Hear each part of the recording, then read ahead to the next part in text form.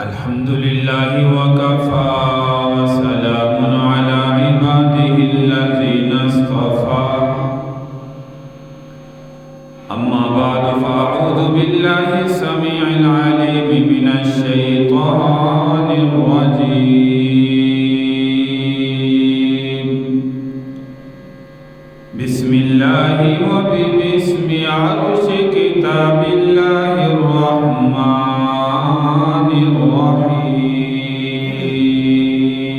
الرحيم وقال ربكم ادعوني أستجب لكم إن الذين يستكبرون عن عبادتي سيدخلون جهنم داخرين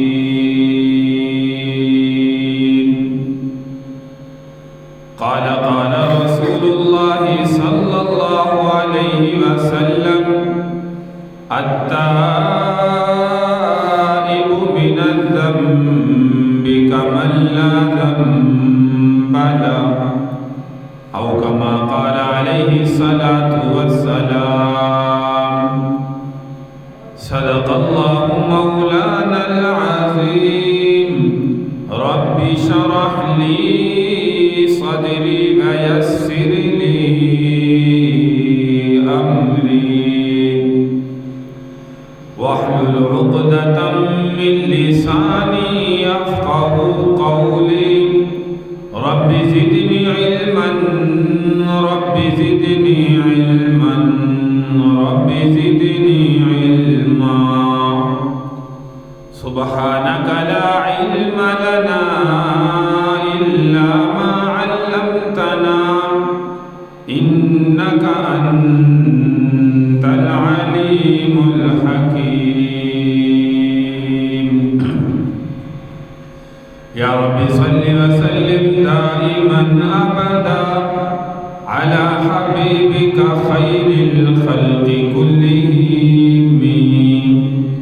تمام احباب پیارے پیغمبر صلی اللہ علیہ وسلم کی ذات پر درود پاک پڑھیں اللہم صلی علی محمد وعلی آل محمد کما صلیت علی ابراہیم وعلی آل ابراہیم انک حمید مجید اللہم بارک علی محمد وعلی آل محمد کما بارکت علی ابراہیم وعلی آل ابراہیم انک حمید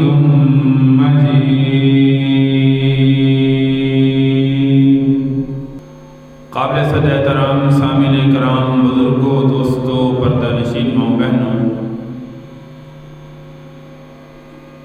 کلام مجید فرقان حمید کی ایک آیت مبارکہ تلاوت کی ہے اللہ رب العزت ہم سب کو اس دنیا کے اندر زندگی گزارتے ہوئے اپنی ذات سے سچی معافی مانگنے کی توفیق عطا فرمائے دنیا کے اندر جتنے بھی گناہ سرزد ہو جائیں اللہ تبارک و تعالیٰ نے ہر وقت توبہ کا دروازہ جو ہے وہ کھلا رکھا ہے توبہ ایک ایسا عمل ہے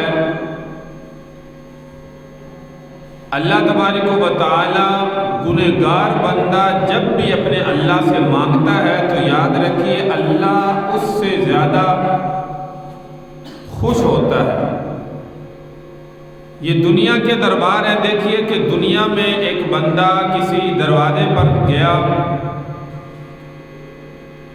اور دروازے پر جا کر وہ کچھ عطا کرتا ہے کچھ دنوں کے بعد پھر اگر گیا وہ پھر دے گا چند دن کے بعد بندہ پھر گیا تو وہ بندہ دینے والا روز روز دیکھ کے ایک ہی بندے کو جو ہے وہ اکتا جاتا ہے اور کہتا ہے کہ یہ روز میرے دروازے پر جو ہے وہ آ جاتا ہے تو اس سے جو ہے وہ یاد رکھیے وہ بندہ جو ہے وہ ناراض ہوتا ہے، دینے والا ناراض ہو جاتا ہے۔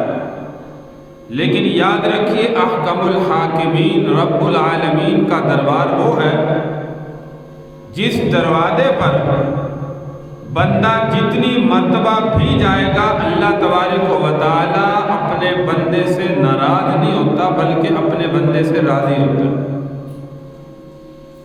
زندگی میں اگر کوئی 100 دفعہ بھی گناہ کر چکا ہے، بلکہ ایک دن میں 100 دفعہ انسان نے غلطی کی اور اپنے اللہ سے معافی مانگنے کے لیے ہاتھ پھیلائے، تو یاد رکھیے کہ اللہ تبارک و تعالیٰ اپنے بندے سے ناراض نہیں بلکہ خوش ہوتا ہے کہ میرا بندہ پھر میرے دروازے پہ آیا ہے۔ اور جتنا زیادہ انسان اپنے اللہ سے معافی مانگتا ہے اللہ کو وہ بندہ بڑا پسند آتا ہے۔ جیسے حدیث قدسی میں اللہ تبارک و تعالیٰ خود فرماتے ہیں کہ بندہ اگر میری طرف دوڑ کر آتا ہے تو مثال کے طور پر اللہ نے سمجھایا کہ میں بندے کی طرف جو ہے وہ بندہ پیدل چلتا ہے، میں دوڑ کر بندے کی معافی سننے کے لیے پہلے سے بیتاب بیٹھا ہوں، اور اگر بندہ ایک ہاتھ میری طرف بڑھاتا ہے تو میں بندے کی طرف 10 ہاتھ متوجہ ہوتا ہوں۔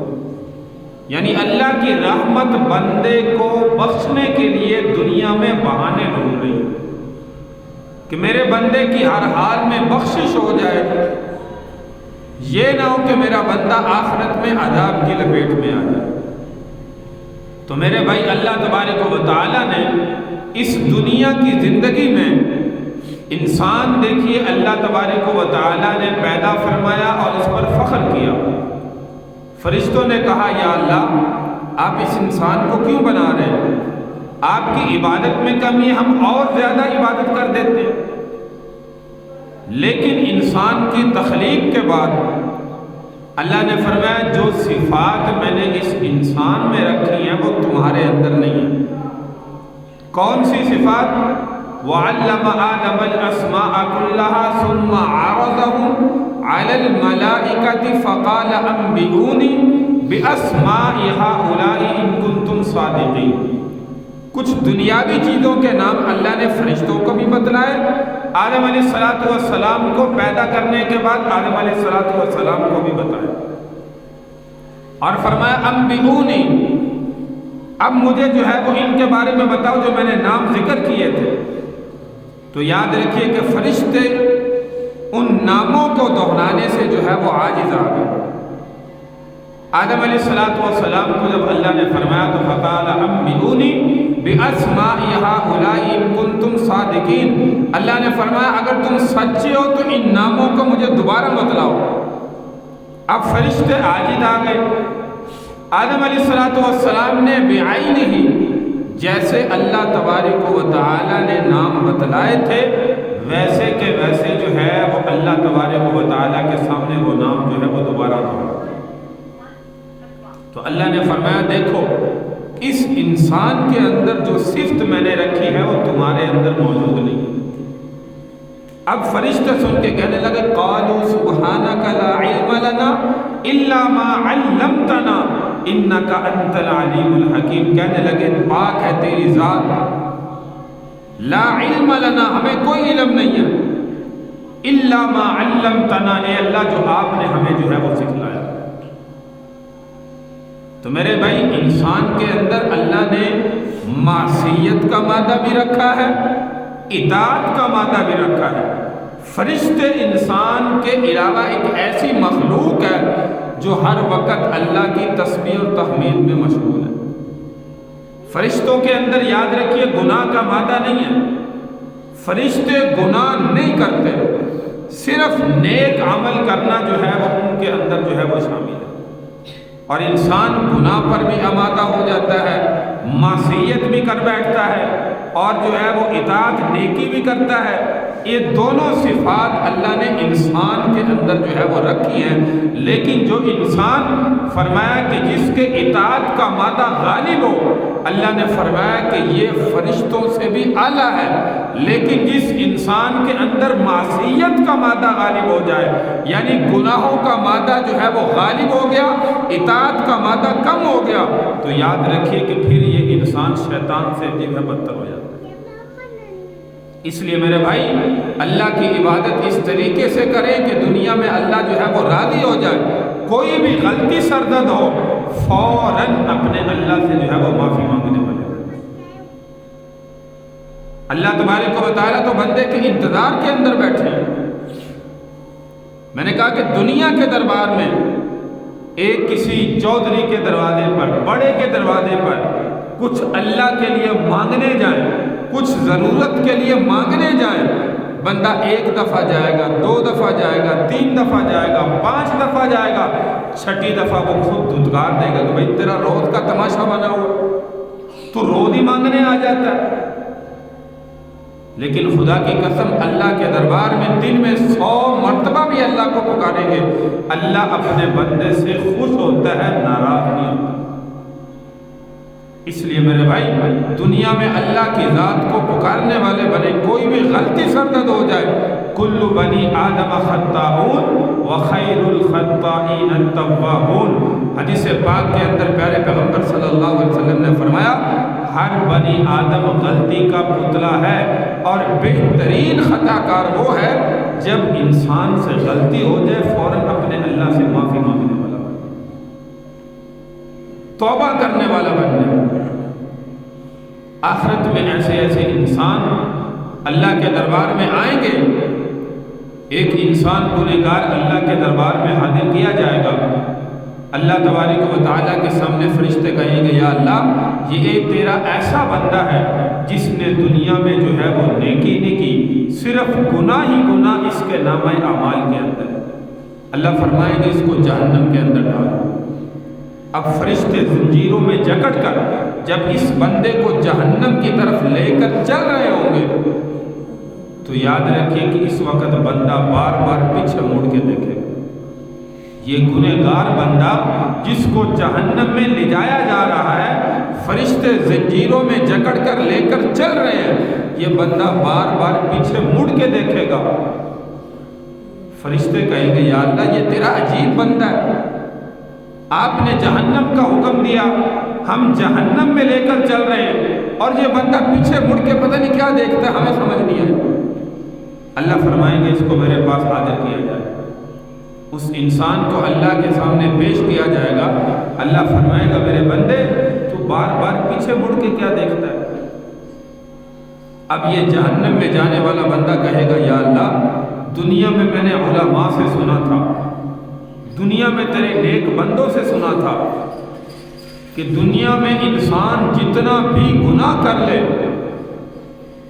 پوری زندگی گناہوں میں گزار دے، لیکن آسمان سے لے کے زمین تک اس کے گناہ اس خلا کو بھر دے، تیری رحمت اس سے بھی زیادہ وسیع ہے۔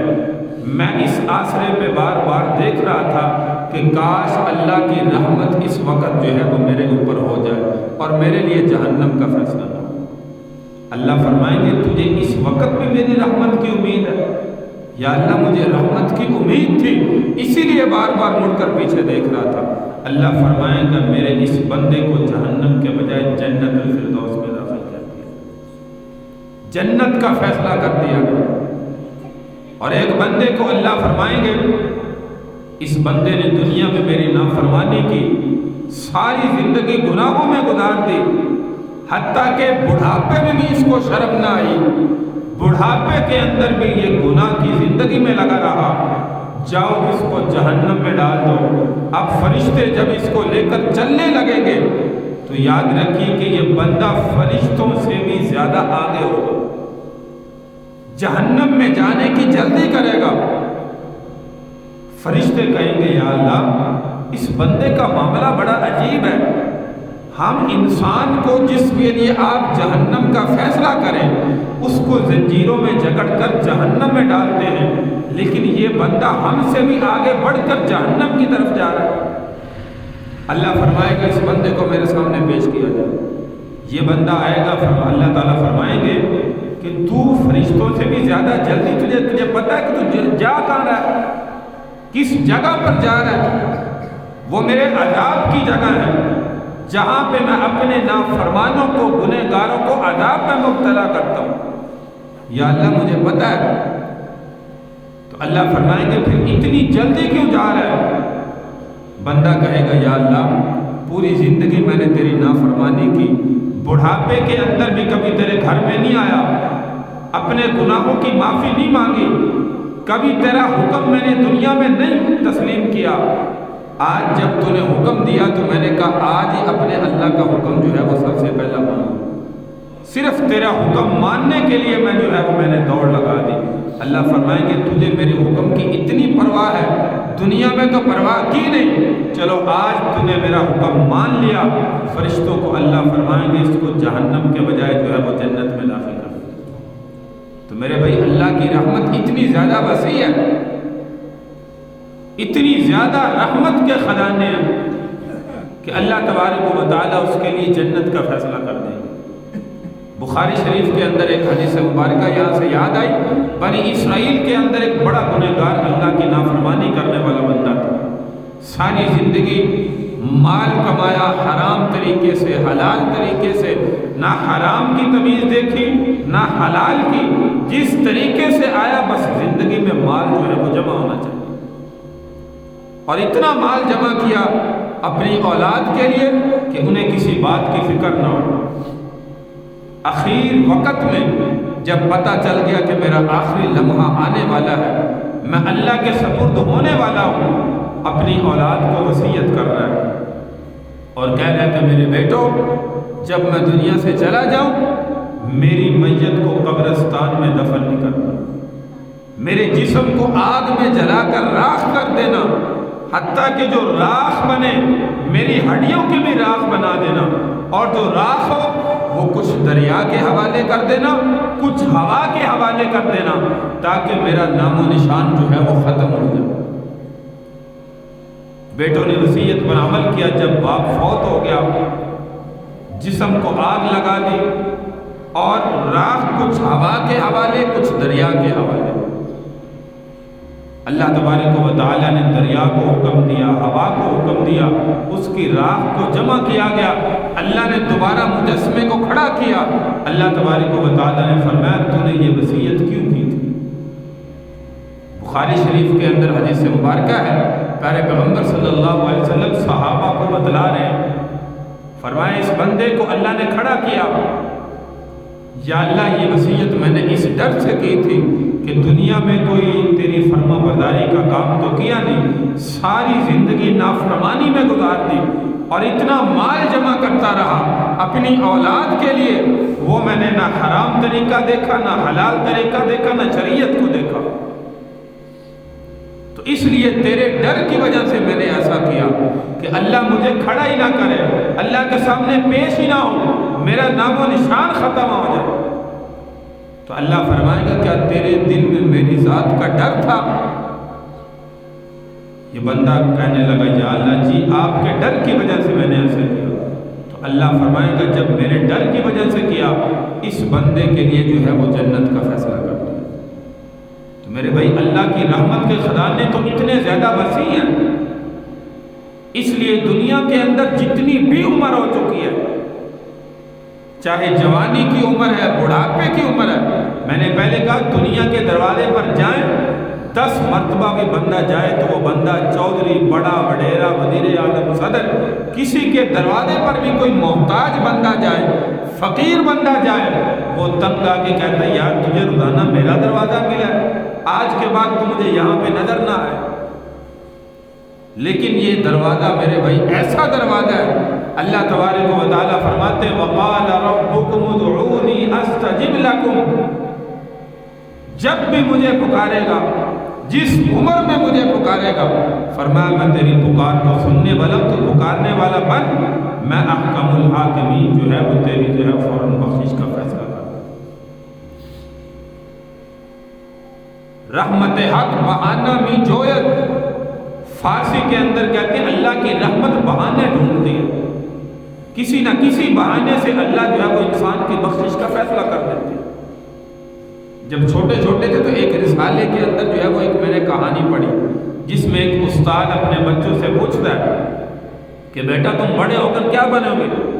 کوئی کہنے لگا میں بہت بڑا مفتی بنوں گا، کوئی کہنے لگا میں بہت بڑا عالم بنوں گا، کوئی کہنے لگا میں بڑا ہو کر فقیہ بنوں گا۔ یہ اپنے تاثرات استاد کے سامنے جو ہے وہ بیان کرنے لگا۔ ایک بچے سے استاد نے پوچھا تم بڑے ہو کر کیا بنو گے؟ کہنے لگا کہ میں بیری کا درخت بنوں گا۔ رسالے چھوٹے چھوٹے جو ہے وہ آتے تھے، ان رسالوں کے اندر یہ جو ہے وہ سچی کہانیاں جو ہے وہ لکھی ہوتی تھی۔ تو بڑا ہو کر بیری کا درخت بنوں گا۔ سارے بچے اس کے جملے کو سن کے جو ہے وہ ہنسنے لگے کہ بھلا کوئی انسان بھی بیری کا درخت بن سکتا ہے؟ تو استاد نے پوچھا کہ اس کے پیچھے ضرور اس کی جو ہے وہ کوئی نہ کوئی حکمت ہوگی۔ بچے سے پوچھا بیٹا بڑے ہو کر بیری کا درخت کیوں بنو گے؟ کس لیے بنو گے؟ کوئی درخت بھی بننا چاہتا ہے؟ تو بچے نے جواب دیا کہ استاد جی میں بیری کا درخت اس لیے بنوں گا، ہمارے گاؤں کے اندر ایک بیری کا بہت بڑا درخت ہے، بہت بڑی بیری ہے۔ میں اکثر گرمیوں میں دیکھتا ہوں جب دھوپ نکلتی ہے تو ہمارے بڑے بزرگ جو ہے بوڑھی عمر کے افراد وہ اپنے گھر سے جو ہے وہ چارپائیاں لے کر آتے ہیں، اس بیری کے درخت کے سائے کے اندر جو ہے وہ سارے مل کر بیٹھتے ہیں، اور جب بزرگ نہیں ہوتے اس بیری پر پھل لگتا ہے تو میں دیکھتا ہوں کہ اس بیری کو بچے جو ہے وہ روڑے مارتے ہیں، وٹے مارتے ہیں، پتھر مارتے ہیں تاکہ اس کا پھل جو ہے وہ ہمیں کھانے کو ملے۔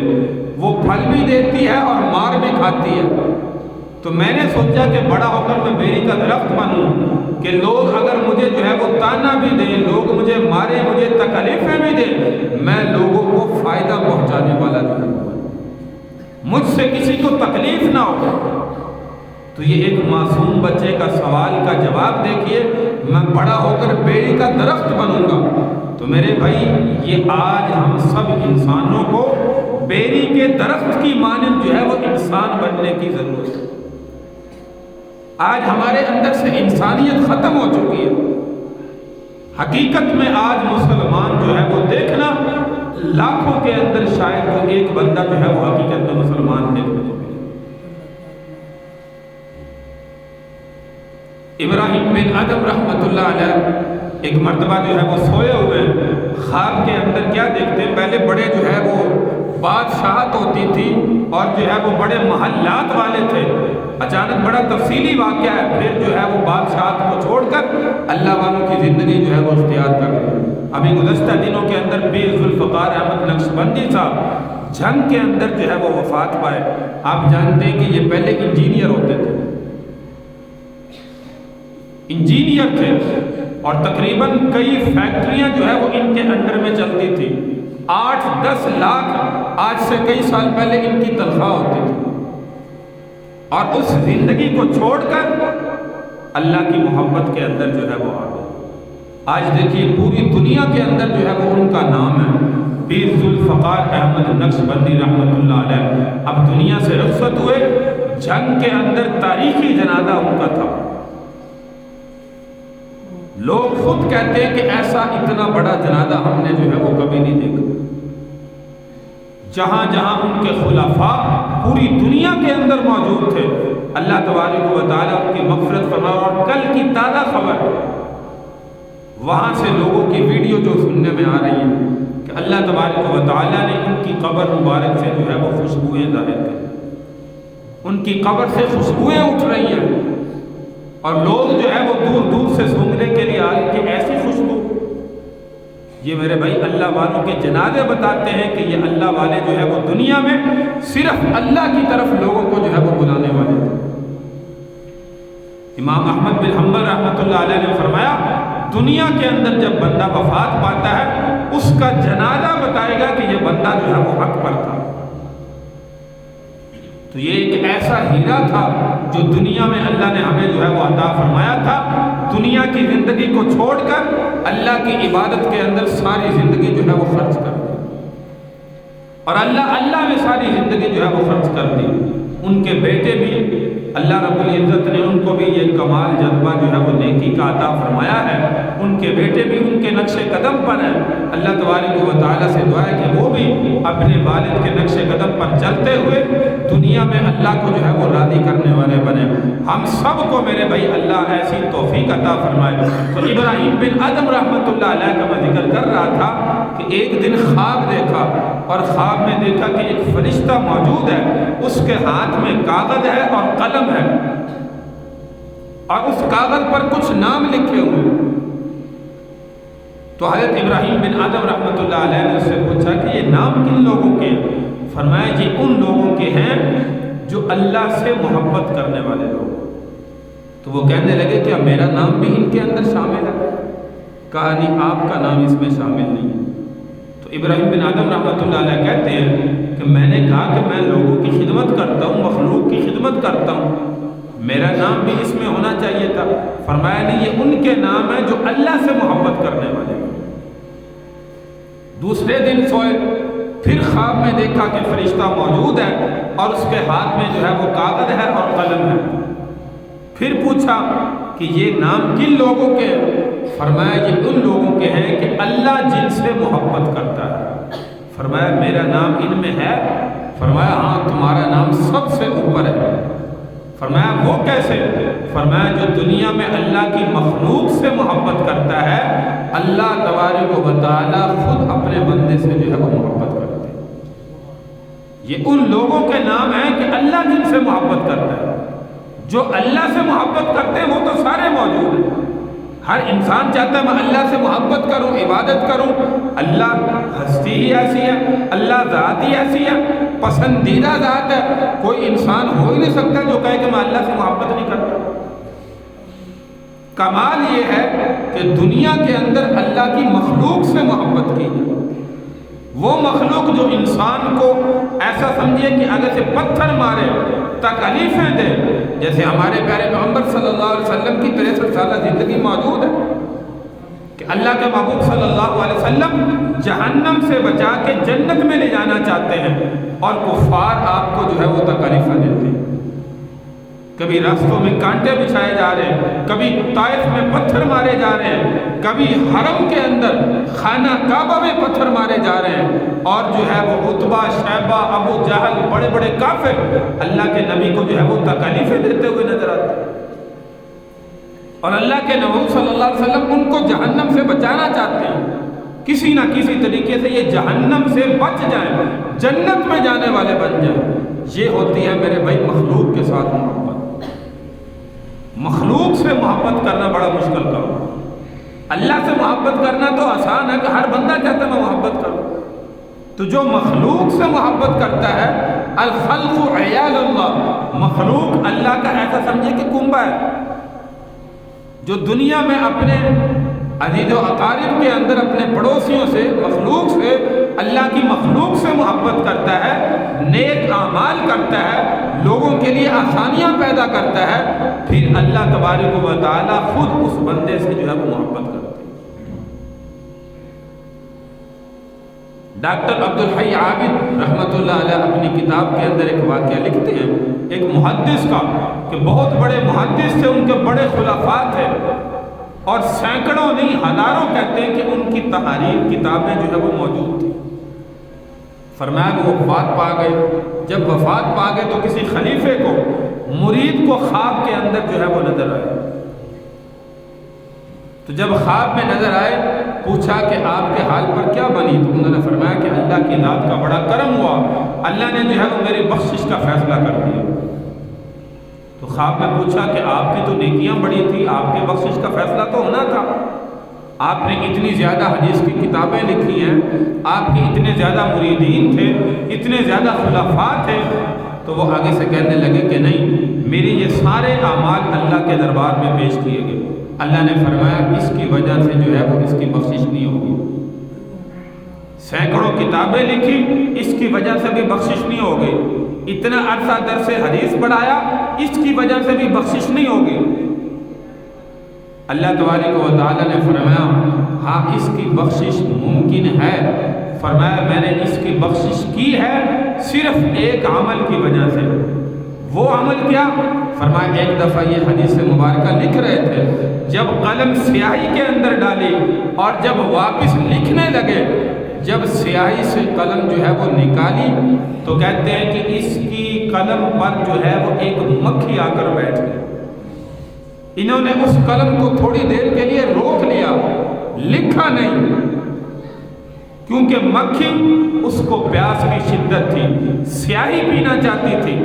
جب وہ سیاہی پی کر جو ہے وہ اطمینان سے اٹھ گئی، چلی گئی، اس کے بعد اس محدث نے جو ہے وہ اپنی حدیث لکھنا جو ہے وہ شروع کی۔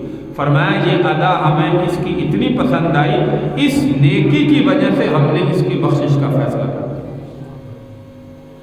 یہ میرے بھائی چھوٹی سی نیکی ہے، لاکھوں حدیثیں جو ہے وہ اپنے ہاتھ سے تحریر کرنے والے محدث ہیں، لاکھوں خلفاء ہیں، مریدین ہیں، لیکن اللہ نے فرمایا یہ عمل ہمیں جو ہے وہ اتنا پسند نہیں آیا، جو عمل یہ چھوٹی سی نیکی جو ہے وہ اس بندے کی پسند آ رہی ہے۔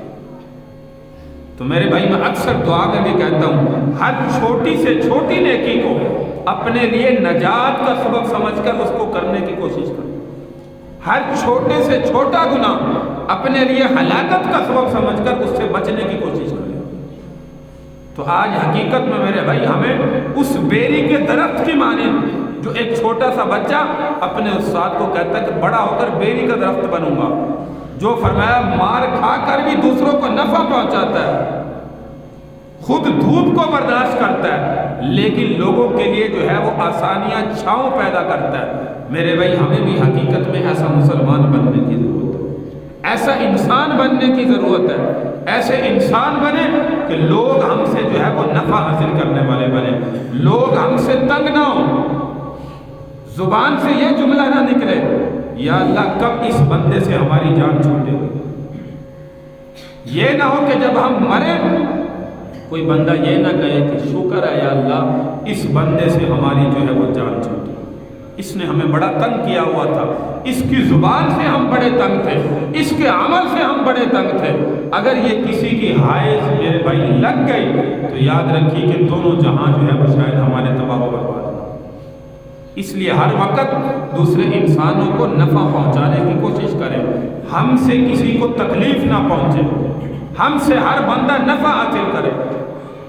تو اس لیے میرے بھائی دنیا کے اندر اللہ کی مخلوق سے محبت کرنے والے بنے، اور جب بھی گناہ سرزد ہو جائے التائب من الذنب کمن لا ذنب له، ہر وقت فرمایا کہ اللہ کے سامنے عاجزی انکساری کے ساتھ تکبر نہ کریں۔ بسا اوقات بندہ ساری زندگی تکبر کرتا رہتا ہے، میں بڑا چودھری ہوں، میں بڑا انسان ہوں، میرے جو ہے وہ فلاں فلاں کاروبار ہے، میری اتنی جائیداد ہے، غریب بندے کی بات ہی نہ سنے۔ تو میرے بھائی تکبر سے اللہ تبارک و تعالیٰ خود منع کرتے ہیں، وَلَا تَمْشِ فِي الْأَرْضِ مَرَحًا إِنَّكَ لَن تَخْرِقَ الْأَرْضَ وَلَن تَبْلُغَ الْجِبَالَ طُولًا۔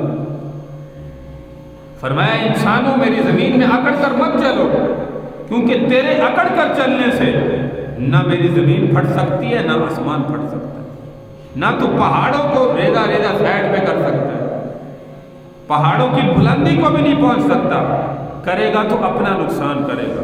اس لیے میرے بھائی عاجزی انکساری کے ساتھ ایسی زندگی گزاریں، زندگی میں بھی ساتھ رہنے والے کہیں یار یہ بڑا اچھا انسان ہے، اس کا اخلاق بڑا اچھا ہے، اس کی زبان بڑی اچھی ہے، ہم نے نہیں دیکھا کبھی کسی کے ساتھ بدتمیزی بھی کی ہو، کسی کے ساتھ برے اخلاق سے پیش آیا۔ اور جب دنیا سے جائے ہر انسان کی زبان پر جو ہے وہ تعریف کے الفاظ ہو، جیسے اللہ کے محبوب صلی اللہ علیہ وسلم نے فرمایا جب انسان مر جاتا ہے، دنیا سے چلا جاتا ہے، بسا اوقات انسان کی زبان سے نکلنے والے الفاظ اس کے لیے بخشش کا ذریعہ بن جاتے ہیں۔ جب لوگ اس کی تعریف کرتے ہیں، اس کے اخلاق کو اچھا پیش کرتے ہیں، تو اللہ تبارک و تعالیٰ سے میرے بھائی دعا ہے اللہ تبارک و تعالیٰ ہمیں اس زندگی میں جو چند دن کی زندگی اللہ نے عطا کی ہے اللہ کی فرما برداری میں گزارنے والے بنے۔ 5 وقت کی نماز کی پابندی، حقوق اللہ، حقوق العباد، یہ حقوق العباد کے معاملات جو آپ کے سامنے جو ہے وہ پیش کیے، اللہ تبارک و تعالیٰ حقوق اللہ کے ساتھ ساتھ حقوق اللہ تو میں اکثر کہتا ہوں کہ بندہ اللہ سے معافی مانگتا ہے، اللہ فی الفور معاف کر دیتا ہے کہ اس میرے بندے نے سچی معافی مانگی، میں نے ساری گزشتہ زندگی کے گناہ معاف کر دیے۔ حقوق العباد یاد رکھیے، جب تک جس بندے کے ساتھ ہم نے زیادتی کی ہے، جس بندے کا قرض دینا ہے، جس بندے پر ظلم کیا ہے، جس بندے کے ساتھ ہمارے معاملات خراب ہیں، دنیا میں جب تک کلیئر نہیں ہوں گے، اس سے معافی نہیں مانگیں گے، وہ ہم سے خوش نہیں ہوگا، اس وقت تک اللہ بھی ہمارے اس عمل کو، اس گناہ کو معاف نہیں کرے۔ اس لیے دنیا میں اپنے معاملات کو جو بندوں کے ساتھ ہیں، برادری کے ساتھ ہیں، دوستوں کے ساتھ ہیں، ان کو صاف کرنے والے بنے اور ایسی زندگی اختیار کریں کہ دنیا کے اندر جو ہے وہ بندے بھی ہم سے راضی اور دنیا کے اندر اللہ بھی ہم سے جو ہے وہ راضی ہو۔ اللہ تبارک و تعالی ہمیں عمل کی توفیق عطا فرمائے، اپنے پیارے پیغمبر صلی اللہ علیہ وسلم کے ان سنت طریقوں کو، آپ کے اخلاق حسنہ کو اپنی زندگی کے اندر اللہ اپنانے کی توفیق عطا فرمائے۔ وآخر دعوانا ان الحمد للہ رب العالمین۔